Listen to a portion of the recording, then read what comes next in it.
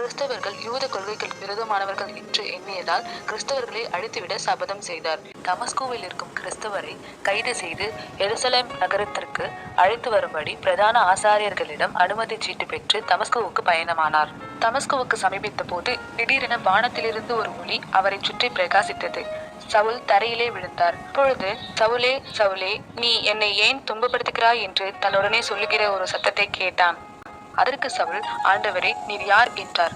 அதற்கு கர்த்தர், நீ துன்பப்படுத்துகிற இயேசு நானே. முள்ளில் உதைக்கிறது உனக்கு கடினமாம் என்றார். சவுல் நடுநடுங்கி திகைத்தார்.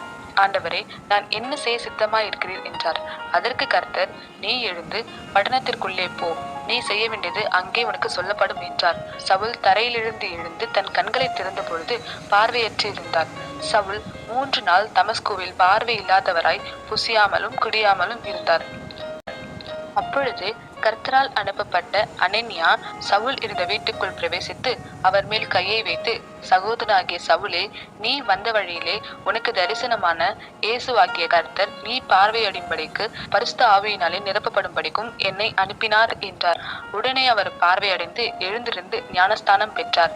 அது முதல் சவுல் பவுல் என்ற பெயரில் அழைக்கப்பட்டார். சவுல் தமஸ்கோவில் தாமதமின்றி கிறிஸ்து தேவனுடைய குமாரன் என்று ஆலயங்களிலே பிரசங்கித்தார். என் நாட்கள் முடியும் வரை, என் ஜீவன் பிரியும் வரை, என் சுவாசம் ஒழியும் வரை உம்மையே ஆராதிப்பேன், உம்மையே ஆராதிப்பேன், உம்மையே ஆராதிப்பேன். எனக்கு யாரும் இல்லை. அப்படி யாரும் இருக்காங்களா நான் தெரிஞ்சுக்கிறேன்.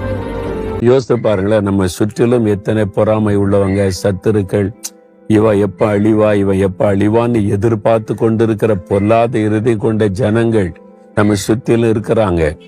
எவ்வளவு பேர் மந்திரவாத பில்லி சுனை செய்யறத நம்ம அழிஞ்சு போனோம் அப்படின்னு எதிர்பார்த்து கொண்டிருக்கிற ஆட்கள் மத்தியில நம்ம காக்கப்பட்டிருக்கிறோம்னா இப்படி அவருடைய கிருபை. நம்முடைய இருதயத்தில் புறப்படுகிற பெருமைகள், கோபங்கள், எரிச்சல்கள், சண்டைகள், பிரிவினைகள், பலவிதமான பாவ உணர்வுகள் உள்ளத்திலிருந்து புறப்பட்டு மனிதனை தீட்டுப்படுத்தக்கூடிய பாவங்கள் மன்னிக்கப்பட வேண்டும். அப்பொழுதுதான் மனிதனுக்குள்ளே சமாதானம் உண்டாக முடியும், அவன் வாழ்ந்திருக்க முடியும். அதற்காக இயேசு ரத்தம் சிந்தி அந்த ரத்தத்தின் மூலமாய் பாவ மன்னிப்பை உண்டாக்கினார். அவர் மதத்தை உண்டாக்க வரவும் இல்லை, மதத்தை அவர் ஸ்தாபிக்கவும் இல்லை. கிறிஸ்தவர்கள் யூத கொள்கைகள் விரோதமானவர்கள் என்று எண்ணியதால் கிறிஸ்தவர்களை அழித்துவிட சபதம் செய்தார். தமஸ்கோவில் இருக்கும் கிறிஸ்தவரை கைது செய்து எருசலேம் நகரத்திற்கு அழைத்து வரும்படி பிரதான ஆசாரியர்களிடம் அனுமதி சீட்டு பெற்று தமஸ்கோவுக்கு பயணமானார். தமஸ்கோவுக்கு சமீபித்த போது திடீரென வானத்திலிருந்து ஒரு ஒளி அவரை சுற்றி பிரகாசித்தது. சவுல் தரையிலே விழுந்தார். அப்பொழுது, சவுலே, சவுலே, நீ என்னை ஏன் துன்பப்படுத்துகிறாய் என்று தன்னுடனே சொல்லுகிற ஒரு சத்தத்தை கேட்டான். அதற்கு சவுல், ஆண்டவரே, நீர் யார் என்றார். அதற்கு கர்த்தர், நீ துன்பப்படுத்துகிற இயேசு நானே. முள்ளில் உதைக்கிறது உனக்கு கடினமாம் என்றார். சவுல் நடுநடுங்கி திகைத்தார். ஆண்டவரே, நான் என்ன செய்ய சித்தமாய் இருக்கிறீர் என்றார். அதற்கு கர்த்தர், நீ எழுந்து பட்டணத்திற்குள்ளே போ, நீ செய்ய வேண்டியது அங்கே உனக்கு சொல்லப்படும் என்றார். சவுல் தரையிலிருந்து எழுந்து தன் கண்களை திறந்த பொழுது பார்வையற்று இருந்தார்.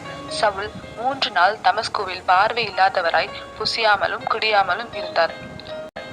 அப்பொழுது கர்த்தரால் அனுப்பப்பட்ட அனனியா சவுல் இருந்த வீட்டுக்குள் பிரவேசித்து அவர் மேல் கையை வைத்து, சகோதரனாகிய சவுலே, நீ வந்த வழியிலே உனக்கு தரிசனமான இயேசுவாகிய கர்த்தர் நீ பார்வையடையும்படிக்கு பரிசுத்த ஆவியினாலே நிரப்பப்படும்படிக்கும் என்னை அனுப்பினார் என்றார். உடனே அவர் பார்வையடைந்து எழுந்திருந்து ஞானஸ்தானம் பெற்றார். அது முதல் சவுல் பவுல் என்ற பெயரில் அழைக்கப்பட்டார். சவுல் தமஸ்கோவில் தாமதமின்றி கிறிஸ்து தேவனுடைய குமாரன் என்று ஆலயங்களிலே பிரசங்கித்தார். என் நாட்கள் முடியும் வரை, என் ஜீவன் பிரியும் வரை, என் சுவாசம் ஒழியும் வரை உம்மையே ஆராதிப்பேன், உம்மையே ஆராதிப்பேன், உம்மையே ஆராதிப்பேன்.